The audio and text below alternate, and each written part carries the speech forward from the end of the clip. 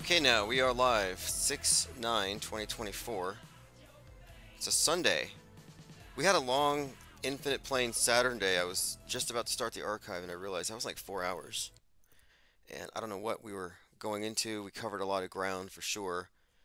Ryan Garcia's prophecy didn't come true. Vegas and Los Angeles are still standing, but he has since been arrested for vandalizing something, and some believe it's to silence him about the list of people who Me Too'd him at the Bohemian Grove, if you believe any of that.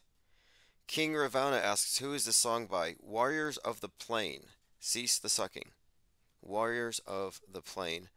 That song's in regular circulation at Infinite Plane Radio. I'll make it a point here. I have to go through this again. I have to have a website where I list all the tracks for people who ask. And we're also working on a master list of must-watch movies required watching for the auto hoaxer. And we may as well do a required reading list as well. I'm close to wrapping up this book, Country of the Blind, which is really strange because it's about a guy, well, it's by Michael Flynn, has to do with Q files and a secret society that manipulates the mass media and therefore history through an advanced understanding of memes and mind viruses. So everything we talk about. I was listening to a podcast about Michael Flynn when I saw this book at a thrift shop, and the author's name was Michael Flynn, and I'm like, okay, that's a coincidence. And then I open it up, and I'm basically reading my life because it's about the protagonist and her friends are involved in some kind of media company, and they end up finding out about how history is bent by this secret group, and they get knocked off one by one.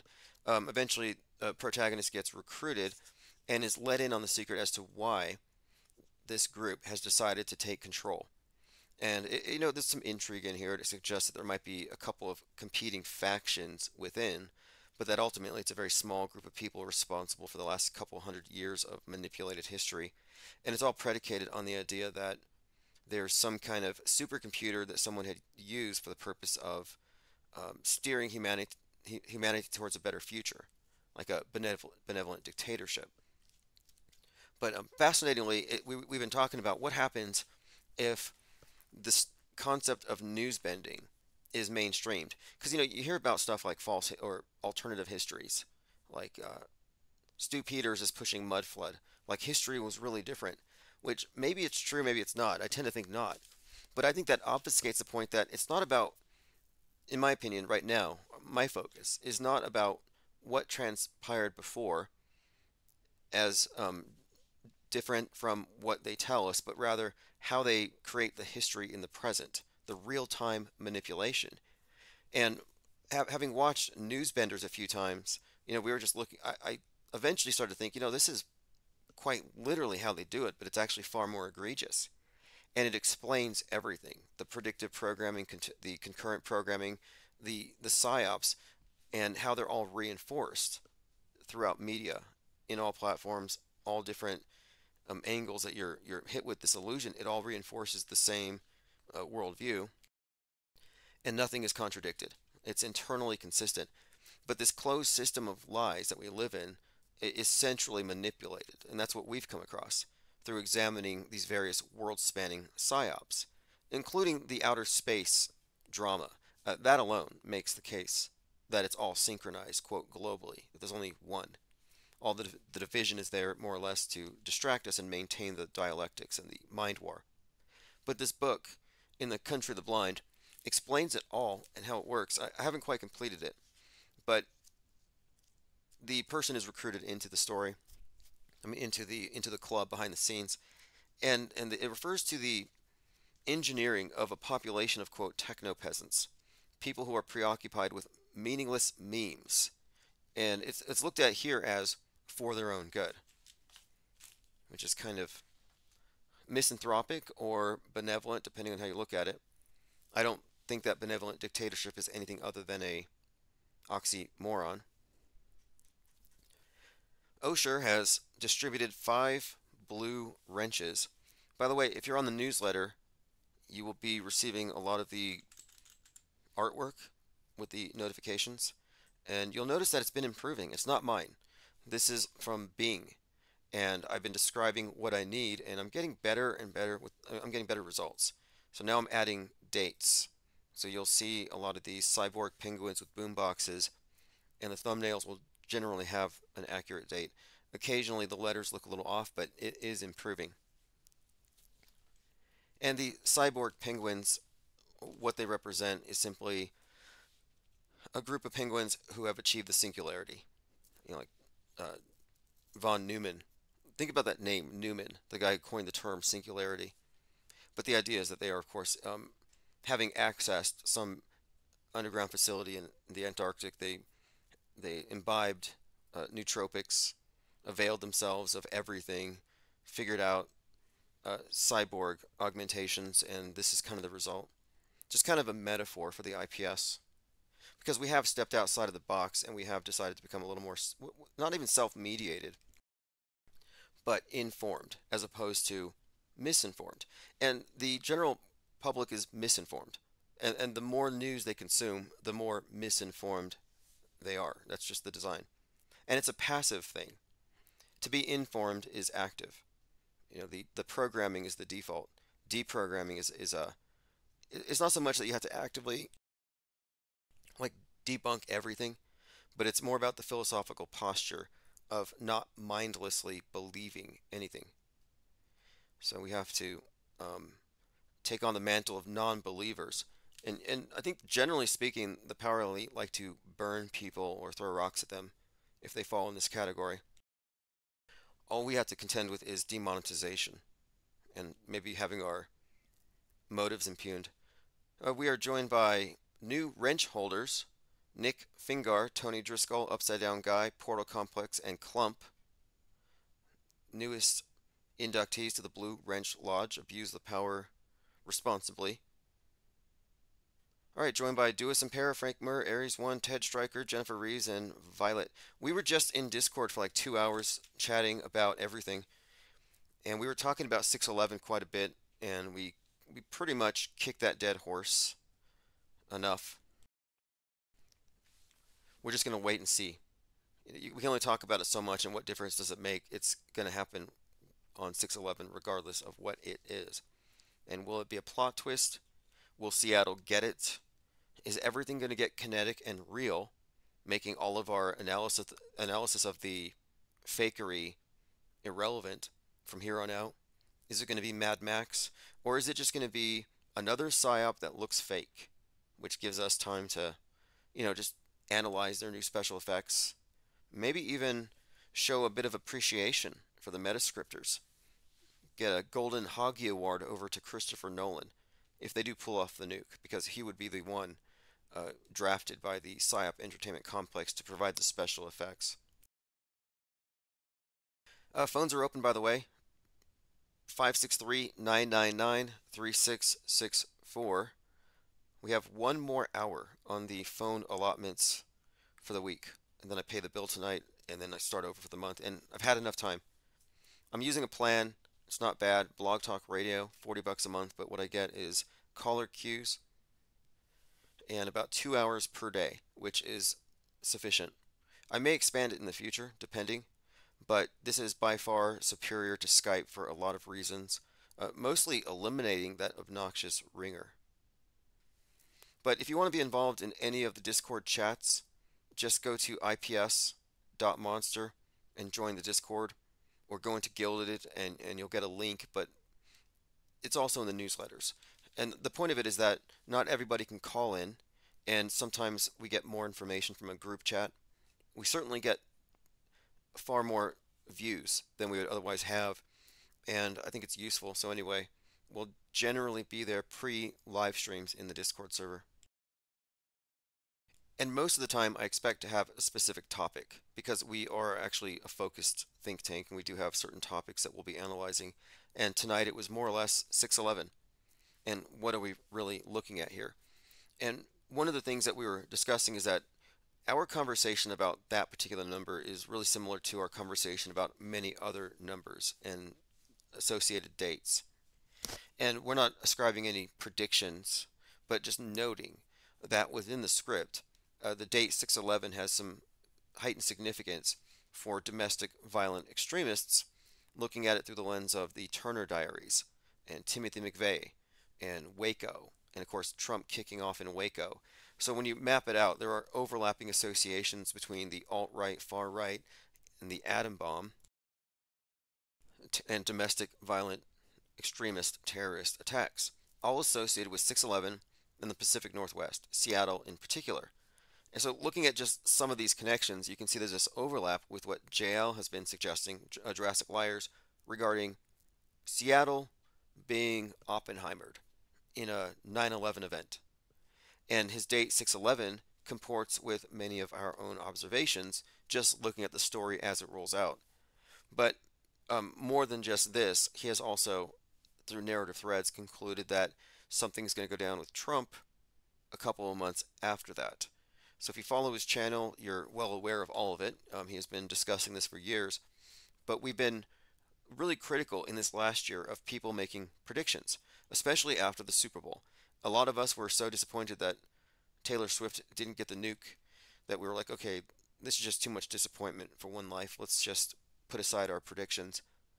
And then I realized that these predictions that were being made by these Twitter prophets were being made with multiple calculators, like gematria calculators from, I guess, different systems of ascribing numerical value to letters. And the problem with this is they have so many answers they're given through their calculators that it's hard not to be right.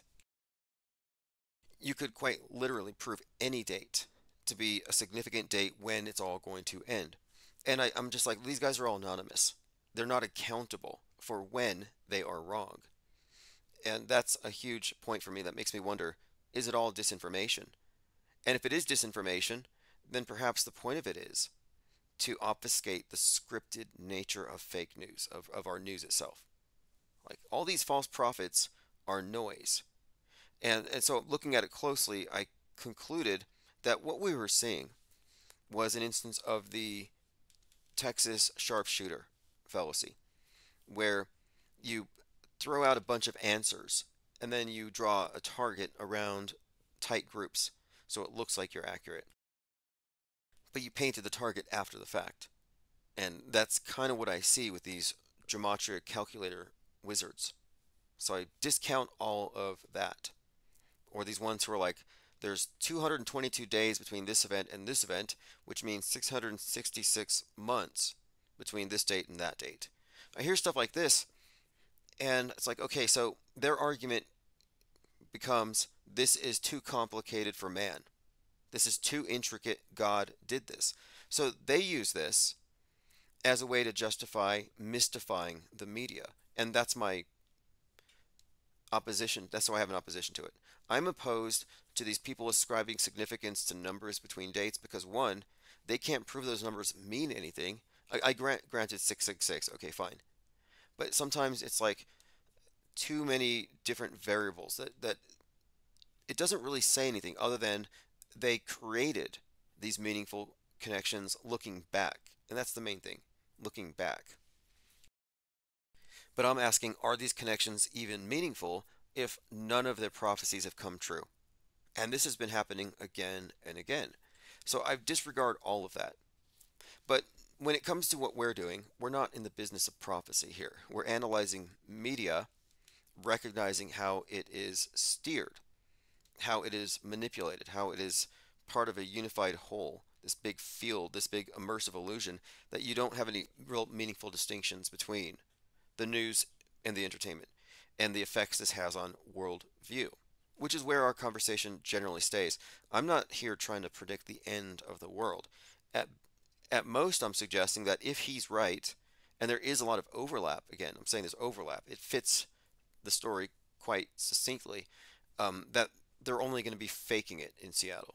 I'm not saying get out of Seattle. I don't ascribe any sort of reality to it. And so we may have differences of opinions there, but in my view, it's fake until proven real. And my objective is when the world is plunged into chaos because the wizards of media decide to start tapping into all these programmed responses, we'll be the most calm minds, the most calm voices on the internet. Sort of like we were in 2020. People were in panic mode, cannibalism mode, and we're just checking out the empty hospitals. Ted Stryker says, are you talking about 6/11 because of your research or JL? Yeah, well, the 6/11, 9/11, this connection was made previously. I was looking at the Waco McVeigh connections to the right, and the date 6/11 being McVeigh's fake execution date, and how this has an interesting relationship to 9/11, reflecting the inverted version, external threat, internal threat, and the atom bomb itself, from the Oppenheimer movie being 11 miles long, weighing 600 pounds, to Oppenheimer wearing the K6. The more you go through it, the more we find that it is very consistent to find throughout entertainment and media the number 6/11 is associated with domestic violent extremists. Interestingly, the movie Sound of Freedom with Tim Ballard, the big Q guy, I watched that movie and they make a big point about Tim 6/11. The Bible verse.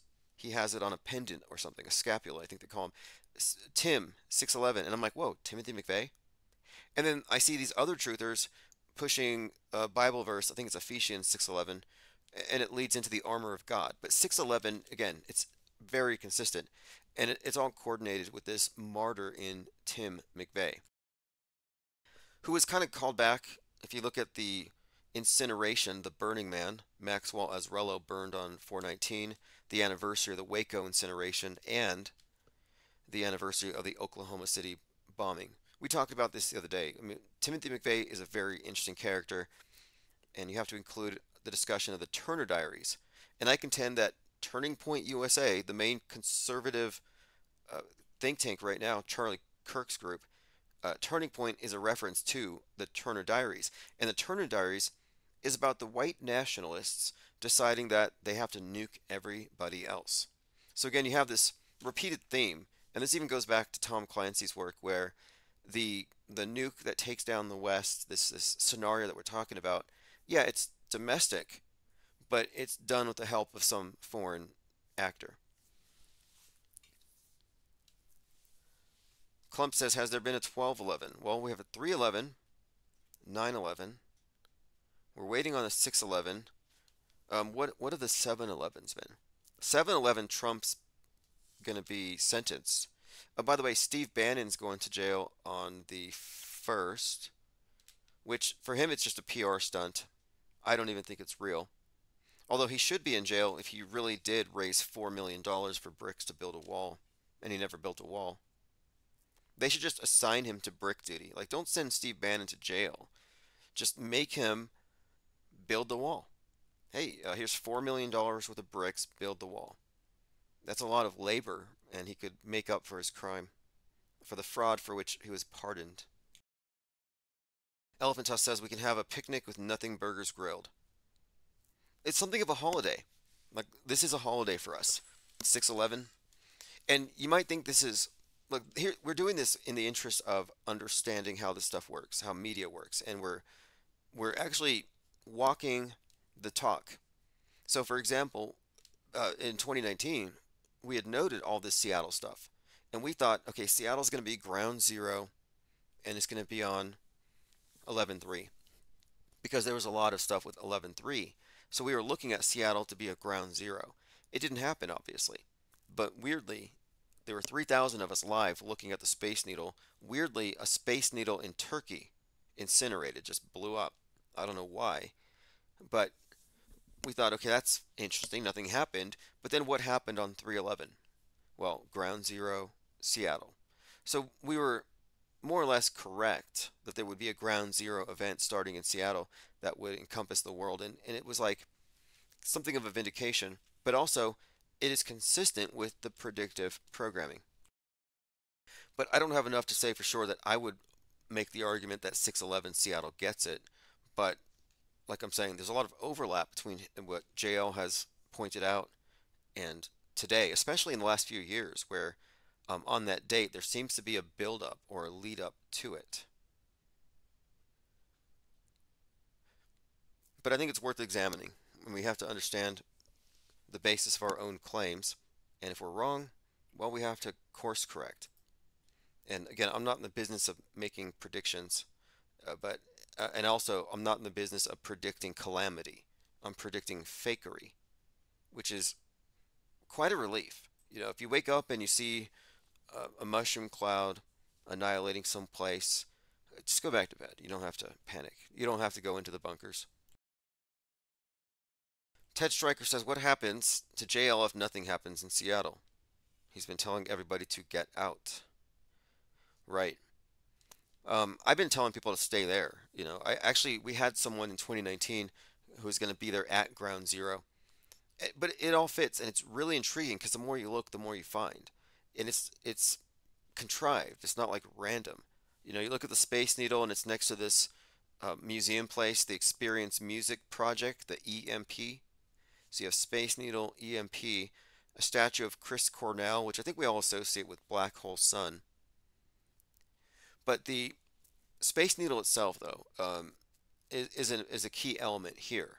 Just like the Twin Towers were a key element to 9/11, as was the Pentagon, but it's the symbolic structure. And one of the repeated themes that I've been citing for some time has been this fall of the Tower of Babel, and I've been suggesting it would be the space station, not the Space Needle. And interestingly, the astronaut who photographed Earthrise on Apollo 8, he just crashed and died right outside of Seattle. And his name was Will. Ted Stryker says, I'm all in with JL, but that's a tall order. Well, I can say this. You can trust the person's facts, the puzzle pieces, the data points they list. You don't have to agree with their conclusions. I found a lot of valuable information in researchers who are, very, for example, Tex Mars. I don't agree with his beliefs for the most part. However, his Codex Magica is a great compendium of symbolism in practice, in use. And so, even though I may not agree with his broader views, I do find great value in his research. He wrote a book, I think it was called Be Wise as Serpents. And I've always liked that one anyway. The idea that that's what we're doing, is it not? The idea of be wise as serpents, harmless as doves. That would be Matthew 10:16.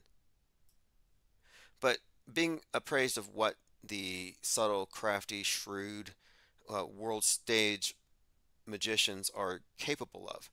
And it is certainly stage magic. It is certainly meant to fool the eyes and the senses. It's an illusion. But then there's the other aspects of sleight of mind, I would call it. And the mind control, the propaganda, the highly sophisticated target marketed perception management operations. I think it's unlike anything that the older priesthoods from the traditional religions would ever have dreamed of. But it's just as much a cult. Oh, Penguinotti just tweeted me. He's behind a car with a license plate penguin. Be wise as serpents. Oh, that was Fritz Sprickmeyer. Okay. Was that Fritz Sprickmeyer?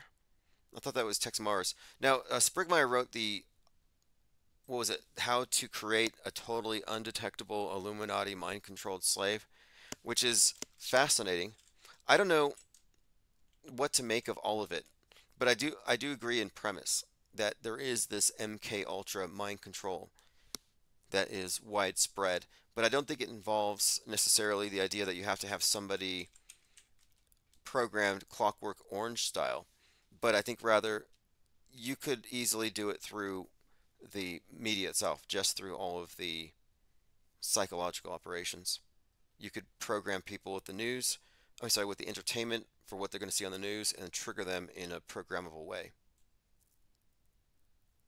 But yes, his book on this MK Ultra thing, he does bring up a lot of stuff that I find relevant. Fritz Brickmeyer's book about Alice in Wonderland, Wizard of Oz, and these are all symbols that we consistently see all the time in the mind control media. The Alice in Wonderland is very prominent in because it's got the time travel stuff, but it's got the Donnie Darko tie-ins, which we've been discussing, and then the Wizard of Oz. There's some similarities here between Alice and Dorothy, which to me represent Persephone going into the underworld. But there's this reoccurring theme here in mind control of the Wonderland, the Oz, the underworld. In fact, in Scientology, weirdly enough, they have a copy of Alice in Wonderland that they use in their teachings, if that makes any sense. I mean, it's like they read lines out of the book repetitively again and again. It's it's very mind-boggling why they would have that book there. It's kind of like a red flag for me. I think in Eyes Wide Shut, Tom Cruise's wife is named Alice, isn't she? Okay, let's continue here. Elephant Tusk says, remember, everything is frequency, vibration, and energy. Okay. What are what are some of the main things that we were talking about yesterday that I kind of should go over again? That's right, the red tape around the White House. There were some certain things we were looking at. The protesters did do red tape around the White House. This is something strange. There was this speech where somebody said, to worship and bring back the greatest president we have ever known. I'll play that clip. Sure, it's just a slip of the tongue, but yeah, this MAGA rally where they kind of say it literally. Worship and bring back the greatest president. Okay, now they're open about it. The haunting connection between UFOs and America's nuclear weapons is laid bare in a fascinating new study that concludes they're trying to stop us from annihilating ourselves. This is not a new story. The story that the UFOs started arriving around the time that we were experimenting with this weapon of mass destruction. And it ties in with the idea of UFOs being a replacement for angels, for the secular world, for the godless atheists who accept God constructs. They don't believe in angels. They don't believe in flood myths. They don't believe in God or devils. But they believe in Gaia. They believe in replacement sins, carbon footprint, virus. They believe in replacements for all the above. But I would argue that, yeah, the alien is the angel that the atheists can accept. And in this case, they're trying to stop us from annihilating ourselves. That's kind of a, again, it's sort of a cliche, but they did a study. Let's see if I can find the article. I don't know how many aliens they talked to. But it kind of it ties into this idea of outer space itself, representing the new heaven that we are all being united under. So this is a heaven that even the atheists can accept. So everybody's on the same sheet. So these aliens have more authority. And this is from the Daily Mail. Do they come in peace? New study says we're closer to an answer. Since the United States detonated its first atom bomb at the Trinity test site in 1945, dozens of accounts of UFOs were logged by military witnesses and government scientists working with the sensitive nuclear arsenal. So they've already conflated the two, the UFOs and the atom bomb. And when you look at the Space Needle, it is a UFO. It's consciously designed to be a UFO. And the Space Needle, I would contend, is something of an obelisk. It's the same symbol as the Earth God. I think it's just a New Age obelisk, but it specifically is the Tower of Babel, reaching into space, reaching into the heavens. But they made the UFO structure to be a flying saucer. So it's not just a coincidence. It's intrinsic to its design. So it's kind of interesting that this idea of the Space Needle in Seattle being significant to the nuke ties into UFOs. Interesting, anyway. Goes on to say skeptics question the memories of the witnesses and blame faulty equipment, but the connection between UFOs and these sites has persisted in Russia, India, and across the globe, leading many to wonder, are aliens stopping us from exterminating ourselves? So there are saviors. It says here, they had a 3-decade-long test here. They methodically surveilled America's rise to nuclear power. The intelligence understands the developmental cycle, and according to them, apparently, yeah, there's some strong correlation between the advent of the nuke and the aliens, and they're here to stop us from destroying ourselves. That's nice. Does anybody else believe this? I do. This is very plausible. All right. I think I saw this on an old episode of, was it Twilight Zone? Where the aliens show up at the last minute. But what is this? This is just pure fantasy.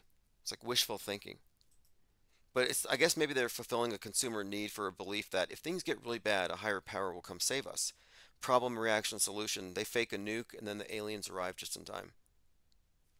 The unmediated mind says Clive Barker's book, The Greatest and Secret Show, touches on the connection between the Trinity test site and the occult heavily. I passed by the Trinity test site once when I was delivering a body to Alamogordo, New Mexico, and I wish I had more time to stay there. I did have some strange thing occur, kind of unrelated. It has to do with, I take note of synchronicities, but I'll leave that for another time. I don't want to get too sidetracked. I'm putting in my notes, so I'm not going to forget about the Trinity, my visit to the Trinity site. Has to do with Lazarus. Has to do with the death and resurrection story of Lazarus. Okay, let's continue. Leo Freak says, wait, are the aliens here to save us from ourselves, or are they demonic here to exterminate us? See, you touched on something I was trying to get to here, is that the left wants to embrace them because the left has been given, and when I say left, I just basically mean godless atheists who worship science. And they are going to embrace the aliens. But the right wing is not coincidentally being conditioned to think that these aliens are demons. Ask Tucker Carlson, ask Joe Rogan. These things are demons, and they're making deals with the governments. Deals for what? Uh, probably, they're probably giving them human prisoners to eat, or something like that, in exchange for technology. So if you got an iPhone, it's because a bunch of prisoners were fed to demonic aliens by your own government. But it's one of the two. Either they're saviors or destroyers. It just depends on who you ask. So it's another bifurcated psyop, therefore it's fake. I'll check out the book. I like Clive Barker's work, so I'll take a look at that. See, Clive Barker, what is it called? The Great and Secret Show. Okay, very good. I mean, the Hellraiser series itself, I don't care for the first one, but I like a lot of it. I read the Hellbound Heart, but the Hellraiser series goes around this character, the with the nails in his head, this Pinhead character, who opens this cube, and it gets really deep into the Saturn symbolism because he's sort of, and this is consistent throughout the Hellraiser series. He's consistently mocking Christ. He's like, I am the way. I don't know if you've seen the series. We're talking about this guy with the black cube, the little cube box, the puzzle box, the lament configuration.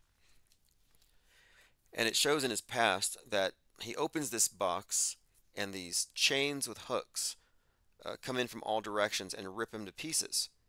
Sort of like Osiris, ripped to pieces.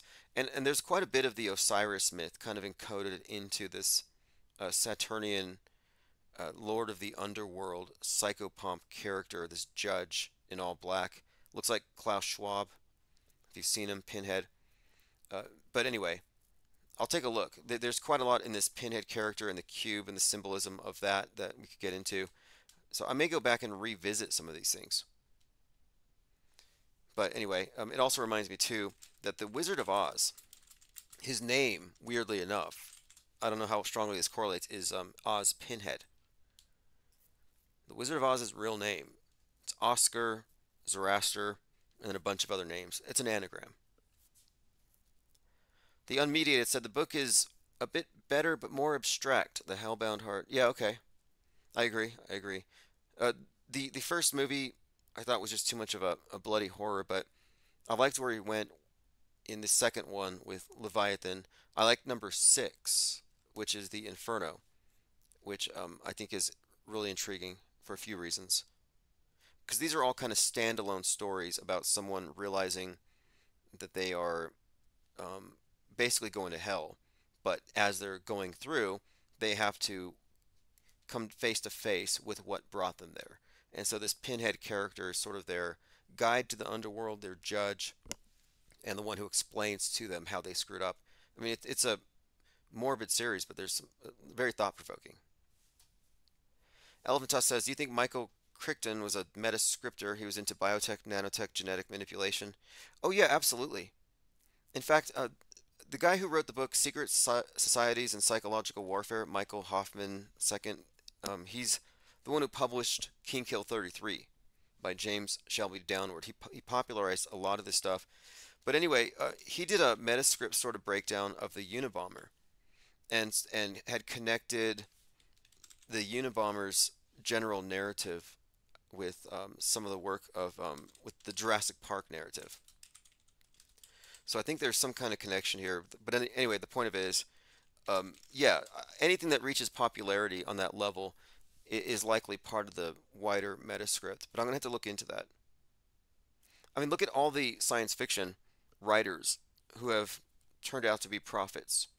It's like, no, they weren't prophets.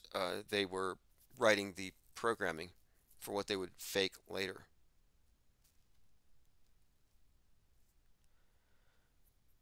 Okay, Elephant Tusk says, "The Terminal Man about mind control." This is good. We need a book list. We do need a book list, I think, of must read.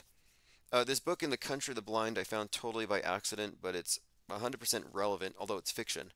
And it might be hard to find. This is published in '87, certainly ahead of its time. My particular copy is falling apart. I haven't been kind to it, but I bookmarked it crazily because there's just so many sections in here that I'm going to have to quote in my review because it's very revealing. And it's still strange and a little synchronistic that the author's name is Michael Flynn.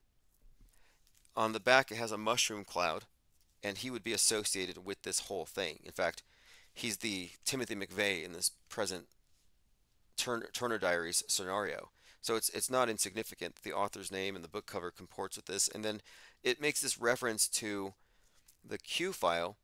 And there's one part where it even addresses common conspiracy theories about who controls the world.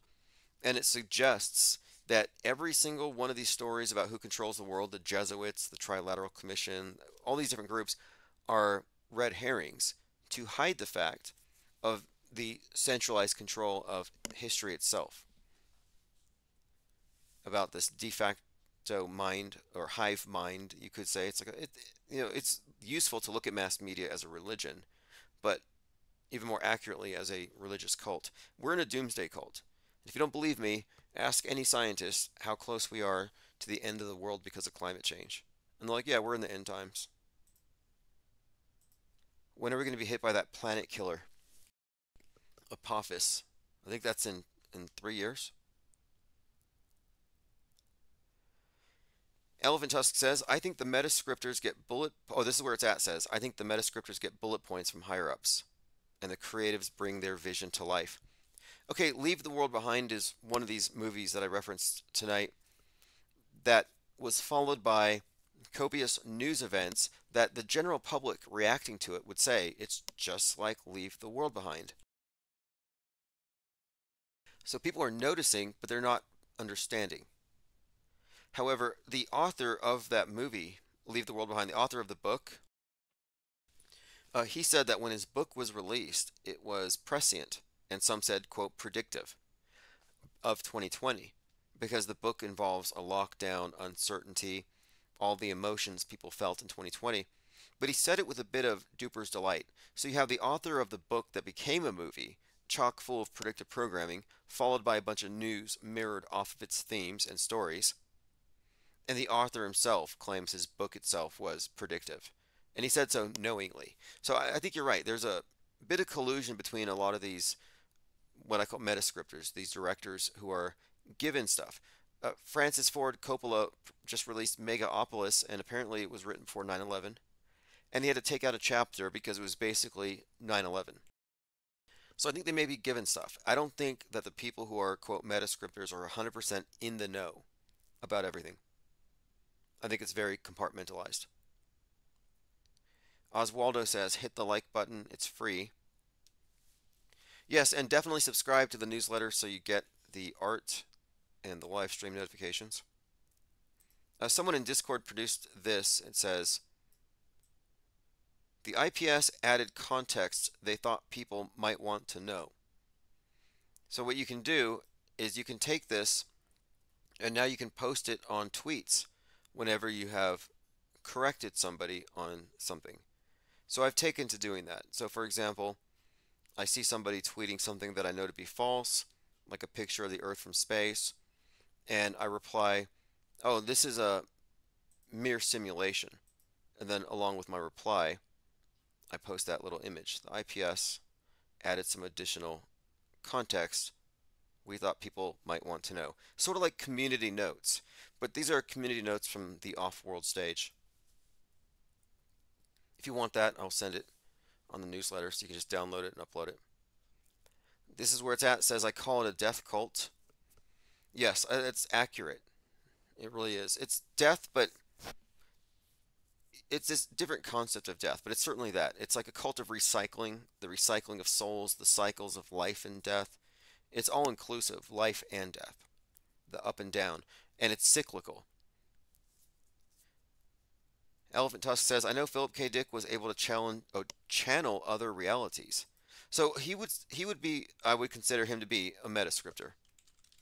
Philip K. Dick, and many of his books have become movies. I believe Blade Runner is based on Do Androids Dream of Electric Sheep or something like that. So Philip K. Dick's work has a lot of these elements that we would consider him to be predictive programming. But was he just an author whose work happened to fit the zeitgeist? I happen to think that he's probably some kind of a operative, perhaps even attached to the intelligence agencies.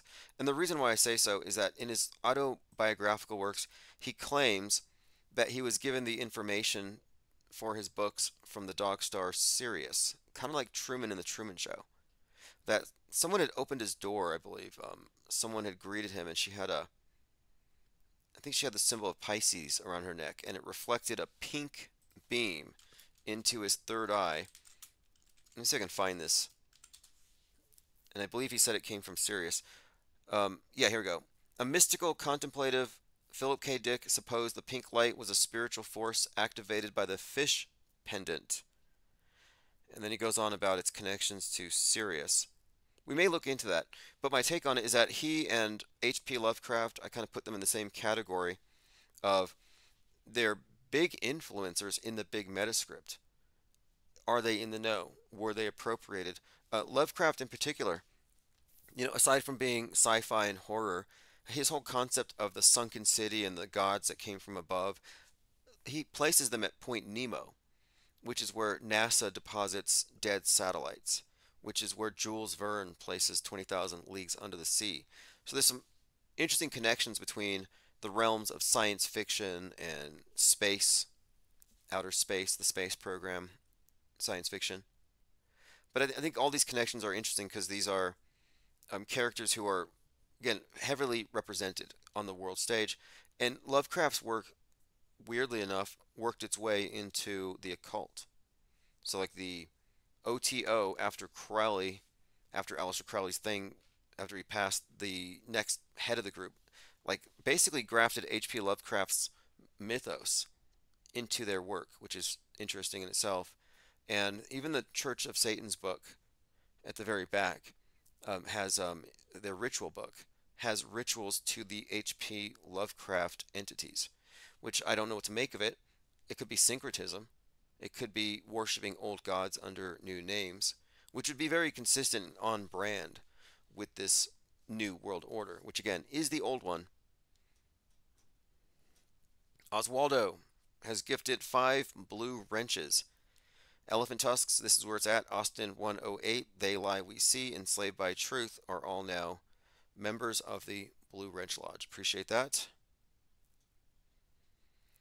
Okay, this is where it's at. It says the end of the world is when they run out of fake news stories. They recycle these stories. Yeah, exactly. They're so green they recycle the news. And the end is just the beginning of a new thing. It's not the end. The end of the world is never going to end. That's the good news. You tell people, hey, it's not going to end, and they have their hope up. They have their hopes up that it's going to end. People want a conclusion. They want answers. They want a big reveal. They want to graduate. And sorry, it's not going to happen. It's never going to end. It's infinite. They want you to think it's not infinite for the same reason they want you to think the Earth is a 25K circumference ball. Maybe they want to constrain your perception of reality, finitude in space and time. So I'm just going to go with the assumption that it goes on forever in all ways until I find something to contradict that. I'm at the point where I'm even questioning, the nature of, how we think of death, even death as the end. Like there's some reasons, some things have me thinking that there's a little more to it, that it's a little more nuanced than a quote an end. I don't care to get too much into it, but there is a point where I think it is relevant. How much do we take for granted? I reject the dead universe. I think the universe is made of information and meaning and the perception of meaningful connections, and the intrinsic meaningfulness of it is its primary characteristic, which flies in the face of the dead corpse universe with big ego apes contemplating the meaninglessness of their existences. I, I just reject that. Maybe I'm wrong, but I doubt it. Okay, let's continue here. Jessica Lynn says, tape runs out, Illuminati playing card. My favorite Illuminati playing card is the one that says interesting times, and it has this individual with a question mark on his shirt, which is a highly relevant symbol. And I'm still waiting for them to ban it, to remove question marks from keyboards. Just get rid of the letter Q. And why would you need it? Again, you don't need question marks. They give you the answers. It's like, why do you need utensils? Big Brother's going to spoon feed you. Just open your mouth. Got a comment on BitChute from Gorshian 1985. He said, quote, demonic possession to real humans is not real, but reptilians and other shapeshifters are real 100%. Okay, so real humans aren't possessible, but shapeshifters are. I think David Icke might have made that distinction between people who are possessible and those who aren't. I think I got the idea that it's all based on bloodline. So I watched this video on 9/11 predictive programming, and one of the commenters, and this is very common, and this is something that I'm directly confronting, a commenter named David Cristiano said, I think it's impossible for all of this to be done by humans alone. Spiritual forces are behind this, making these coincidences so accurate. This is very common. When you look at the body of predictive programming for any of these events, it's overwhelming. Like, how can this be? If you take for granted that the news consists of reporters, real-time reporting stuff, that it's not intrinsically about not just manipulating the news, but portraying simulated news events on a schedule. Like, in other words, if you're not aware of how much they can manipulate the news, yeah, it looks inexplicable. How do you explain this? How do you explain all these coincidences? There's no way they were all in the know about it. And it is the default explanation for a lot of people. They mystify it. This is the basis of, quote, synchro mysticism. And I think we're at a point where we can reject synchro mysticism. We can say the premise is there, but it is rooted in the existence of a supercomputer, a higher power, or spiritual forces behind it. And you can make that case if you want, but it's up for debate. And the more we dig into predictive programming and how it all has direct political utility, the less sense it makes to reach for the supernatural. But this is the default position people reach for, and I think it's worth, kind of confronting it. Like, why reach for that anyway? Because again, what you do is you're hiding the human operators behind this. You're giving them cover. So this wrong explanation serves the deceivers. And it's operating on a faulty presumption that the news media is in fact doing its job, or the job you think it's doing. But anyway, not uncommon. Look how many thumbs up this comment has received. 27. So he thinks it's impossible, therefore spiritual forces. My take on it is he doesn't have a full understanding of what media is, perception management, and psyops. So he's operating from within the box. People are very uncomfortable with the idea that everything is scripted, but we're not saying everything. You could script the 20% of the news, and 80% can just bounce off that. You would only have to do major transformative psyops and let the rest of the news bounce off that, reflect off that, opine off that, and there you go. You have an echo chamber. But I think that the purpose here of debunking the synchromistic explanation is that it's missing the point of I think I think what they're doing is they're concealing from themselves even the role of media in constructing worldview. All right, let's move on.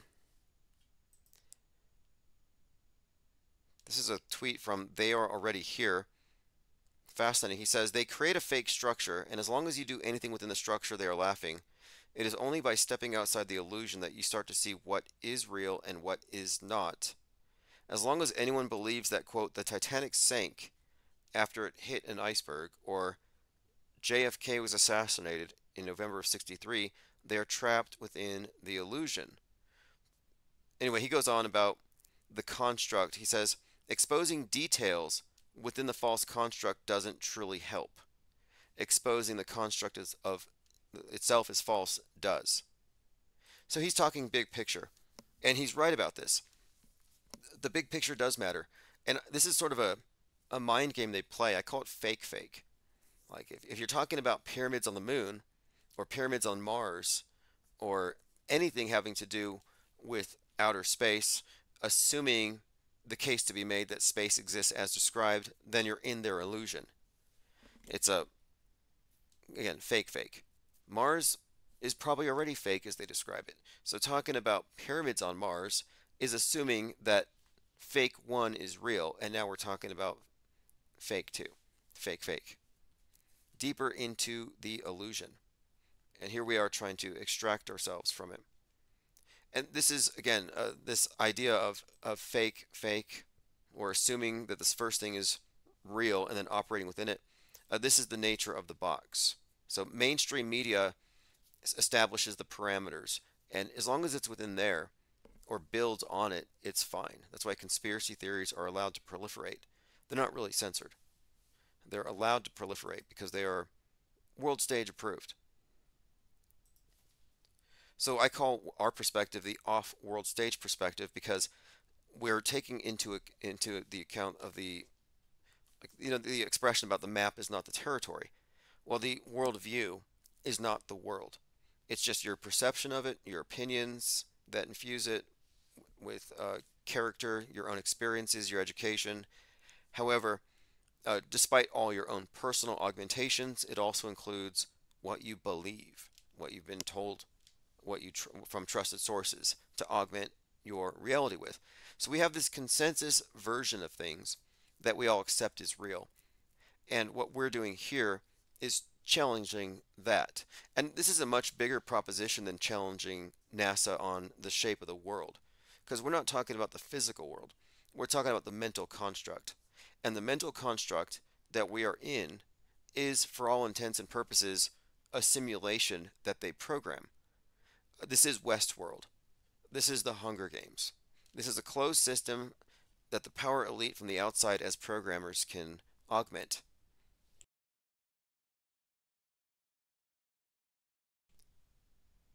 Okay, let's see here. The unmediated mind says, I agree with that point, Tim, about the synchromystics disregarding the media's role. I do have some interest in it in more analog ways without digital influence. Yes. Now, the synchromystic explanation is the go-to explanation for a lot of people because they're overwhelmed by the number of seeming eerie coincidences. But they only appear to be coincidences if you take it for granted that these events are happening like live and real time.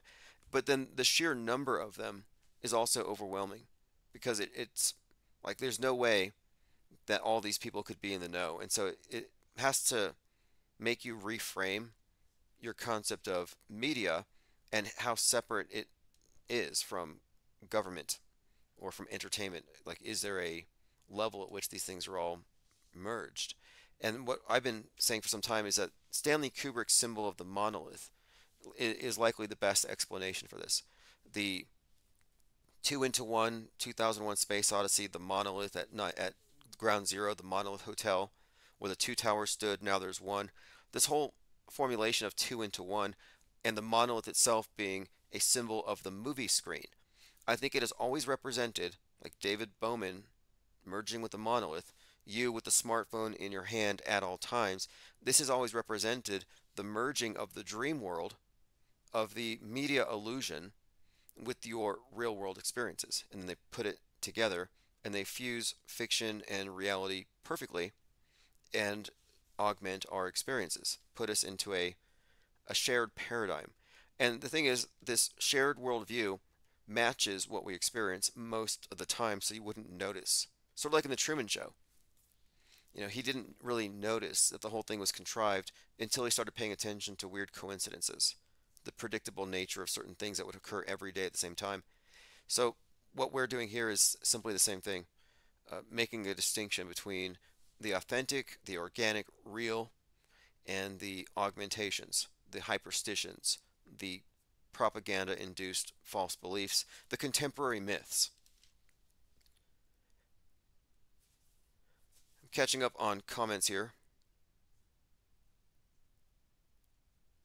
But look, synchromystics are they're going in the right direction, but I think they're incomplete and their explanation is wrong. And when you have an explanation that turns out to be wrong, just drop it.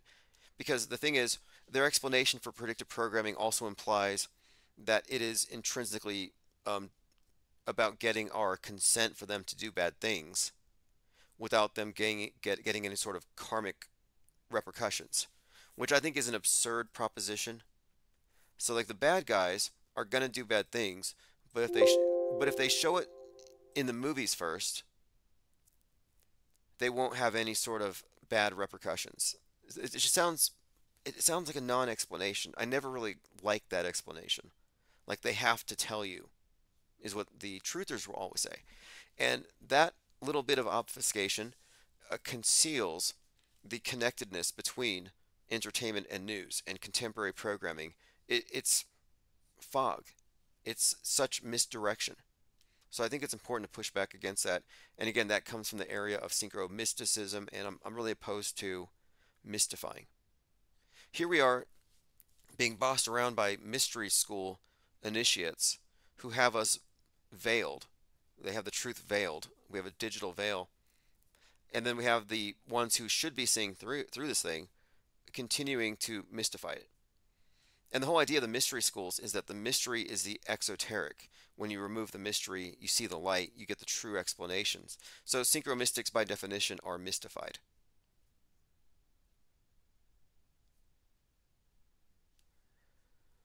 Let's see here. Dominic Spiato says, mending both as one is wrong and will be resolved by God of all gods. Yeah, that's interesting. I'm not a believer, but I'm an observer. But I don't think that any one of these holy books is the ultimate truth. Just like I don't think CNN or Fox is. I think these are worldviews, and I think the power elite have always used worldview monopolies and a priesthood to disseminate this.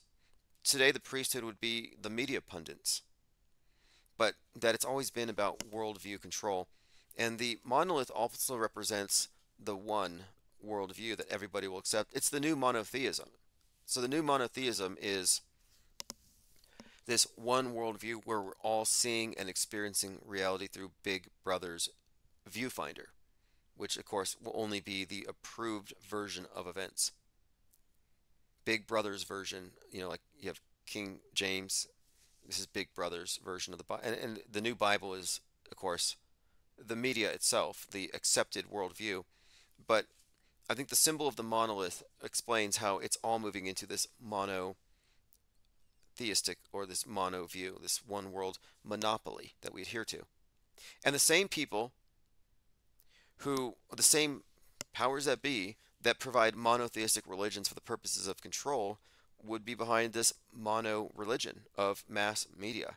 So when people say that they're speaking on behalf of or advocating for, quote, their God, I'm like, I don't know if it's not the same God that the same God construct, the same Wizard of Oz. So I'm very much opposed to agreeing with any premise set forth by a religious person. Commenter says, how are you any different from any priest? Well, the priests claim the authority of the divine, a supernatural source. So where have I at any point claimed that I'm speaking from the authority of a God? I don't believe I have. So no, I'm not a priest. Nor do I have a religion.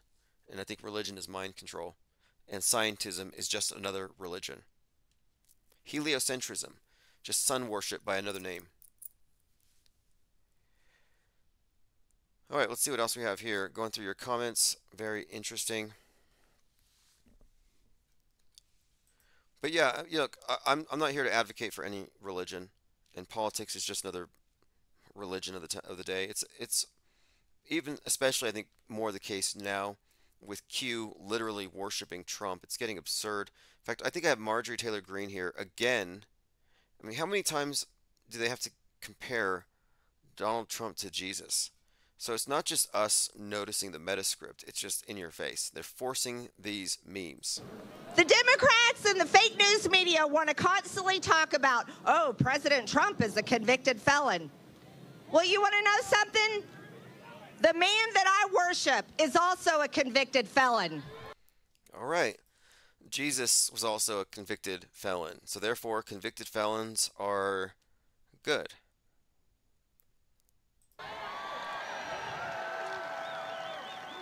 And he was murdered on a Roman cross. And he was murdered, so we have to throw that in there because, of course, Trump is going to be JFK'd according to the script, but he's likely going to rise from the dead or something. All right, let me catch up on my notes. I have this great video I have to finish going through. It's 55 minutes of 9/11 predictive programming. Not AI, not a higher power, not God, not the demiurge. Nope, humans. You know, you can try to make the argument that your Bible is divinely inspired if you want, but if you're going to try to tell me that mass media is divinely inspired, you're not going to sell me on this premise. I can look at the directors, the metascriptors, I can tell you who directed which psyop or who had a part in it, and it's pretty clear that this is man-made. So this person, David Christiana, who says it's impossible for this to have been done by humans alone, yeah, that's a bad argument, and people need to drop that. And this was in response to this video about Donald Trump and the Twin Towers. So there's 20 minutes here on this video, which is great. Finis temporis. In fact, I'm going to put a link so you can watch it for yourself. And you'll see it is astounding when you look at the predictive programming. However, I think it's fallacious to assume that God did this, or aliens, or some higher power, or something. And everyone in here, in the comment section, is saying, man couldn't do this, man couldn't do this. It's like a mantra. Man couldn't do this? Like, I'm sorry, but that's a cliche that needs to go. I'm going to play a few minutes of Donald Trump and the Twin Towers. Lean Dion says, see the Rogan thing he said, the script line 2 regarding a Trump event. Yeah, I'll get to that because you hear it from Rogan, you hear it from General Flynn, you're hearing it from quite a lot of people that this is the next JFK. A down payment for a little fixer-upper in your neighborhood? Take a look at my next guest. There's a report around Wall Street that this is what he has in mind. This is Donald Trump, 33 years old, and some people think that he wants to buy the World Trade Center. So here you have Trump at 33 associated with the World Trade Center, which already it checks a lot of boxes. Very consistent symbolism and everything else. But he's already associated with them at this early stage. Not a coincidence. Let's go ahead and continue. 110-story Manhattan skyscraper that anyone can pick up if they've got the coins. And when the One World Trade Tower was when it was first proposed, the first design, one of the first ones, Donald Trump was part of that. And they were going to call it the Phoenix Tower.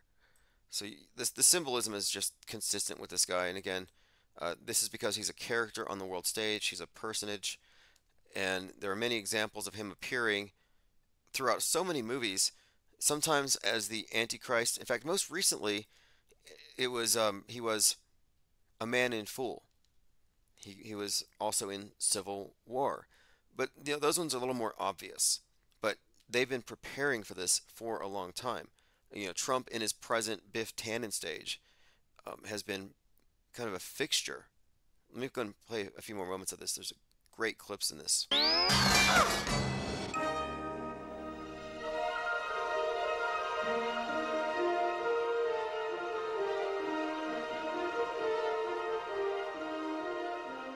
Hi, this is Daniel Clamp.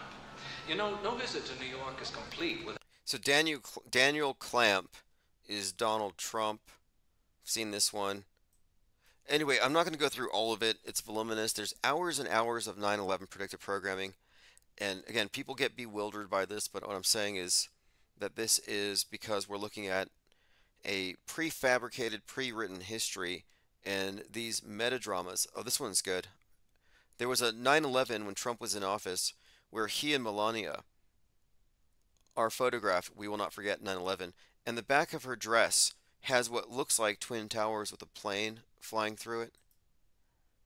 I noticed that at the time. I think it was the 19th anniversary. However, this is just one facet of Donald Trump. This isn't the time traveling stuff. This is the Twin Tower stuff, which again, it's highly significant. Lately, I've been mapping out the connections between Donald Trump, the Antichrist, and the nuke. These are all, again, consistently aligned symbols.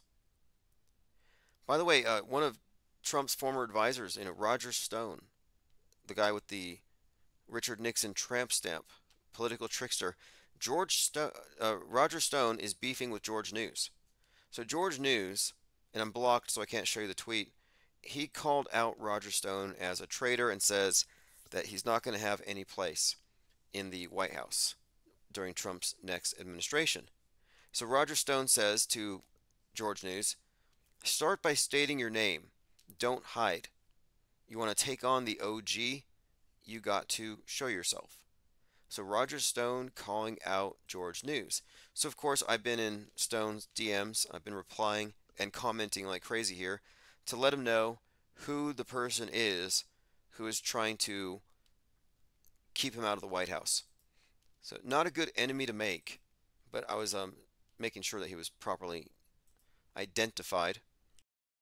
So yeah, I'm interested to see where this goes. I would not want to make enemies with Roger Stone. I don't know if you caught that documentary, but things that he says off camera, he's brutal. In fact, I think he was the one who was trying to get people to hang Mike Pence. I mean, he's full-blown J6er. He should have been the one to have been wearing the buffalo horns and carrying the spear. But he's smart, and he stays behind the scenes. But we'll see. You want to take on the OG, you got to show yourself. Doesn't sound good for Marcus. And what I said to Stone in his private messages, I'm like, hey, look, if you simply mention that this QAnon influencer is in the White House press corps, the press will eat him alive.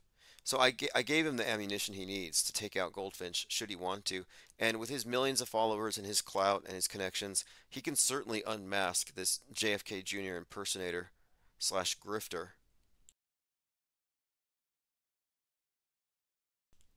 Dominic says, hello to the cowards that lurk. What's up, peepers? This is where it's at. Says, that's gangster. J Dig says, wouldn't Roger Stone already be in on that? Roger Stone, yeah, that is kind of interesting. Wouldn't he be? It's hard to say. Like, you'd have to assume it, actually. In fact, the group of people who were most closely associated with January 6th would be this network called the Friends of Stone. But yeah, you'd think that they would be colleagues. Elephant says Stone was a regular visitor to Epstein's Island. Yeah, I'm not even certain about how much I believe regarding Epstein Island. Too little evidence. And people are too happy sharing fake evidence. There's this video going around of Hunter Biden running through a hotel room naked, chasing some woman, like P. Diddy style. And many people are sharing it, and they're all getting community notes. This is not Hunter Biden. doesn't stop them from getting millions of hits.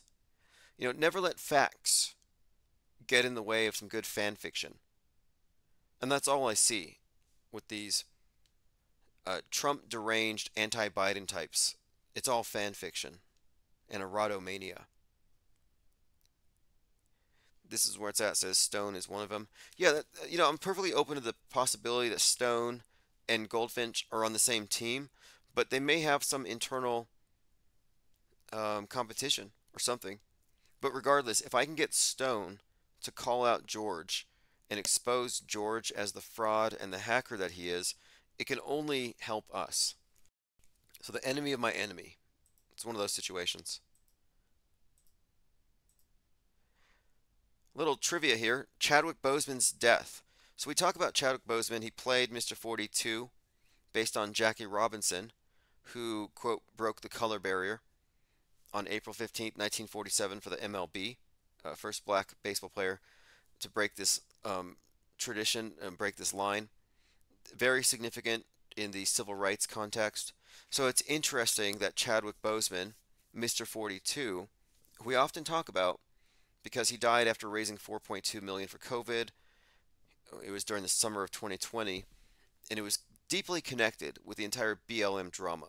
But in addition to everything else that we've already talked about in the last podcast, Boseman actually died on the 17th annual Jackie Robinson Day. So he dies at 42 as Mr. 42 on Mr. 42's day. And of course, the MLB is wearing 42s on their jerseys for Mr. 42. Coincidentally, they're wearing the 42 as Chadwick Boseman is being honored. So it's like, okay, a lot of 42s lining up. And then you look over there and, hey, look, the NBA's all wearing 42s this week. Why? Oh, because it's Kobe Bryant's 42nd birthday, his posthumous birthday. So 42s all across the board. Anyway, we dug into this. We have much more we could add to it, but the new point I wanted to add is that, yeah, he actually died on Jackie Robinson Day. Totally a coincidence.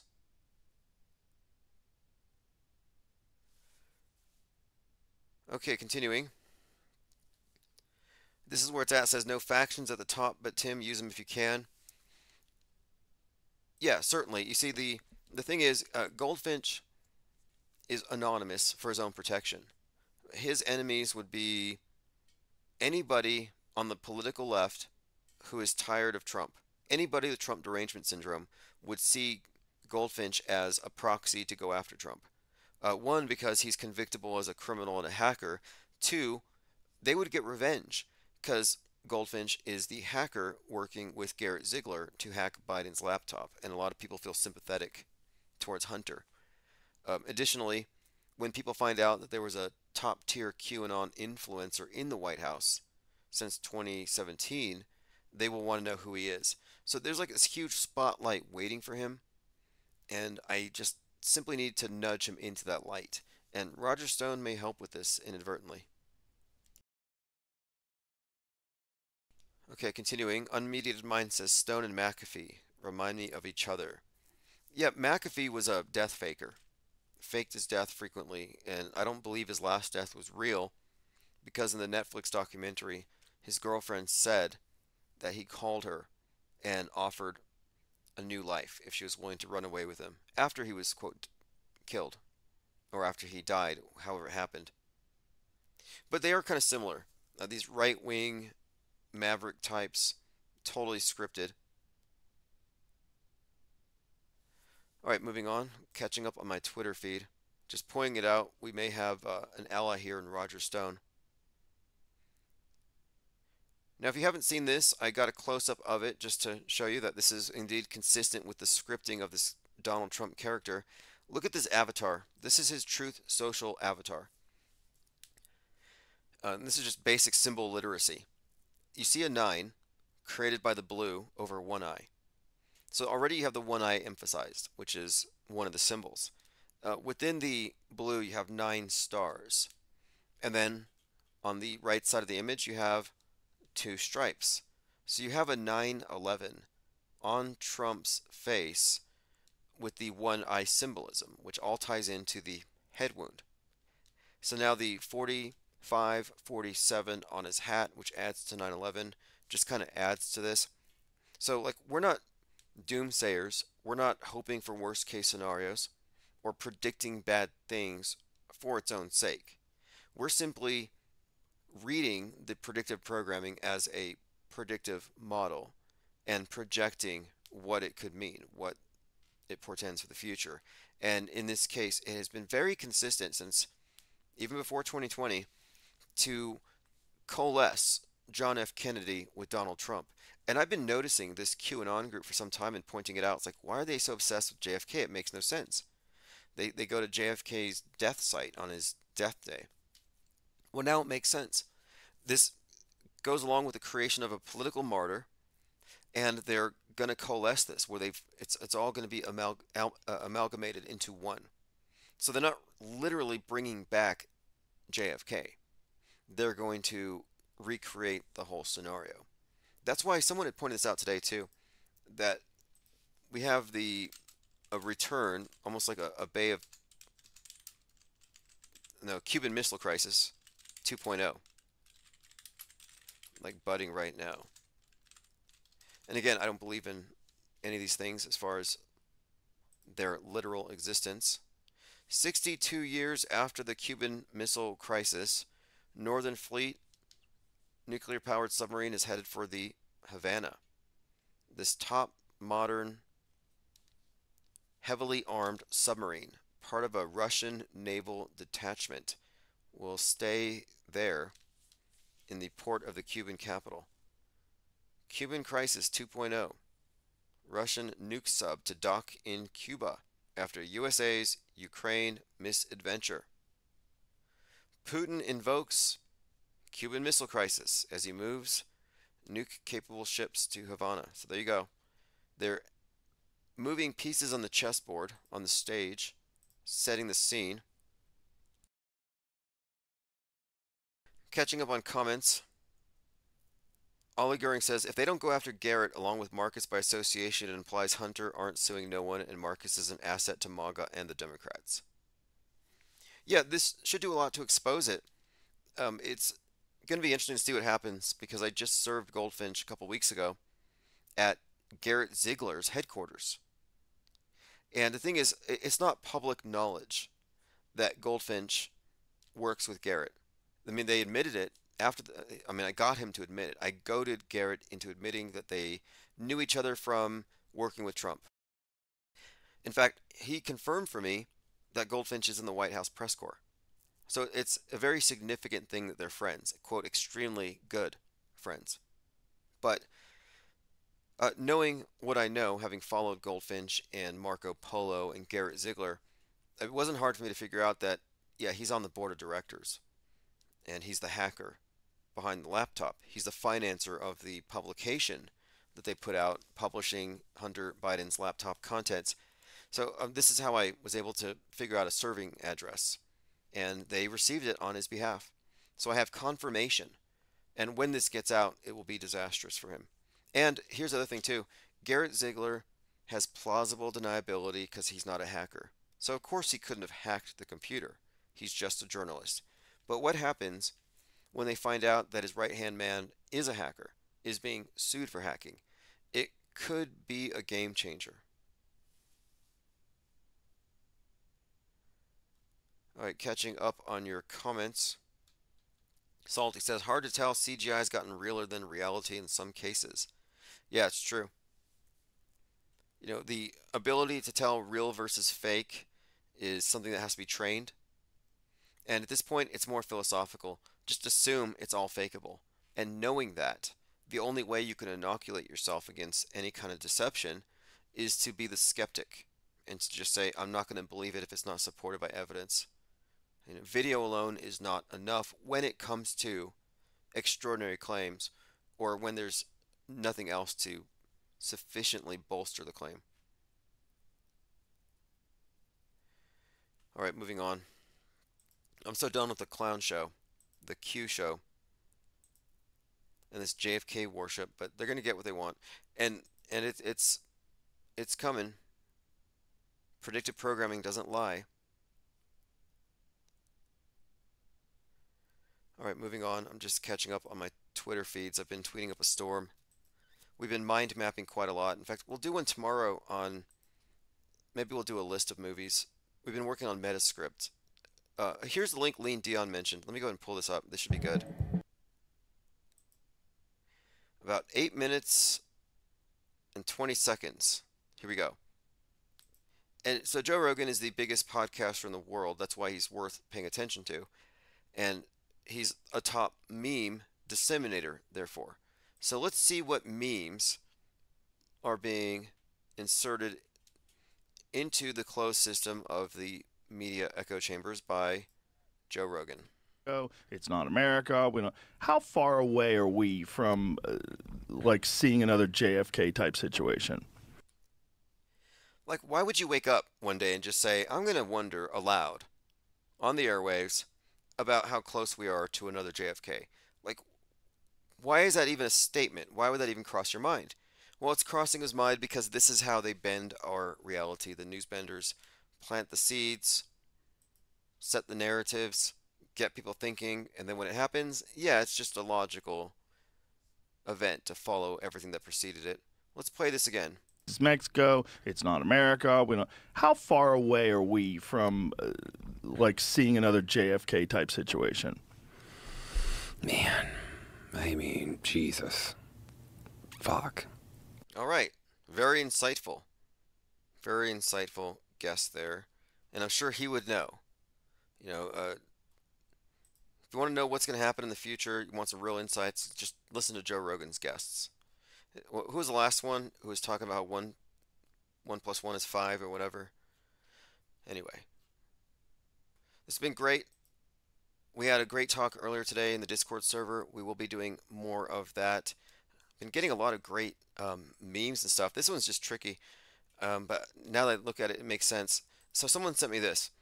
If you look at the name Walt Disney, it contains a 666. Then you have this Donald Duck cartoon where it says in the back on a poster, ask about the Illuminati. And if you look at Donald Duck and you turn him upside down, it does look like Donald Trump. The beak becomes the hair. The crease between his eyes becomes Trump's lips. But yeah, there is this weird connection here. I don't know if this is all accurate or if somebody just cherry picked this stuff, but it does look like just more of this uncanny nonstop barrage of seeming prescience across all platforms in all media. Not even Disney is immune. In fact, Disney is one of the major, I think, players in this thing. Briefly, just got to look at the picture of Werner von Braun and Walt Disney hanging out. It tells you everything. Disney World, the closed system, the entire thing about movie magic and merging the world stage with the world of the imagination. They were onto something then. Like, we live in Disneyland in a sense. We live in this kind of an agreed upon collection of fictions, as Napoleon said. Although it's much worse and much more extensive.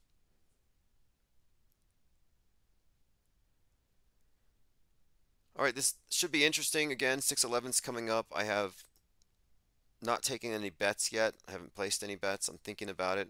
But 611 should be interesting to follow for a lot of reasons. It should be insightful, whatever happens or doesn't happen. So if you want to join us for that, subscribe to the newsletter below, ips.monster, and we'll be watching and taking calls. And I'll specifically have a line open for anyone who is in Seattle that may want to call in at ground zero and report on whatever does or does not happen. And again, the contention here is that there may be, or there is a credible claim that the next 9/11 event is going to involve some kind of Oppenheimering of Seattle. And there's quite a lot. We'll talk about it then. Again, we went over it extensively, but 611, we'll go over it live, and then whatever happens, we should arrive at the end of that better informed, or at least with a better understanding about something, I hope. Anyway, this is Chief Crow, The Edge is in Your Mind. We'll be back Same time tomorrow, maybe a little earlier.